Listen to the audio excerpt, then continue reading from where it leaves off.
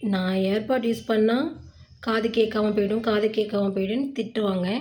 இப்போ அவங்களே யூஸ் பண்ணுறாங்க. நான் போய் கேட்குறேன், மேம் நான் ஏர்பாட் யூஸ் பண்ணால் காது கேட்காம போயிடும், மிஷின் வைக்கணும் அப்படின்னு என்னை பயமுறுத்துவீங்கல்ல. ஆமா. இப்போ நீங்களே வச்சுருக்கீங்க. எது ஏர்பாடு? இதோ காதில் வச்சுருக்கீங்களே. எது இதுவா? ஆமாம். இது ஏர்பாடு. ஆமாம். என்னது இது? ஹியரிங் எய்டா? ஆமா, ஹியரிங் எய்டு ப்ரோக்ராம் பண்ணிட்டு இருக்கிறேன்.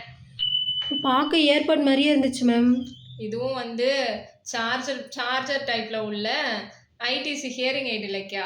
வயசானவங்கெல்லாம் வந்து நம்மளுக்கு ஐஐசி போட கஷ்டப்படுவாங்கல்ல, இந்தியர் ஹியரிங் எய்டு. ஆமாம். அவங்களுக்காக இதை இன்ட்ரடியூஸ் பண்ணியிருக்கிறாங்க. இது என்னன்னா, நம்ம பேட்டரிலாம் போட தேவையில்லை, சார்ஜ் போட்டுக்கலாம். சார்ஜர் கேஸ் நம்ம ஏர்பாட்லாம் யூஸ் பண்ணுவோம்ல, அதே மாதிரி தான் இதில் போட்டு சார்ஜ் போட்டுக்கலாம். ஐயோ, பார்க்க ஏர்பாட் மாதிரியே இருந்துச்சு மேம். இல்லை இது ஏர்பாட் இல்லை, hearing aid. Okay okay ma'am. More டீட்டெயில்ஸுக்கு சேனல் விசிட் பண்ணுங்கள். தேங்க்யூ.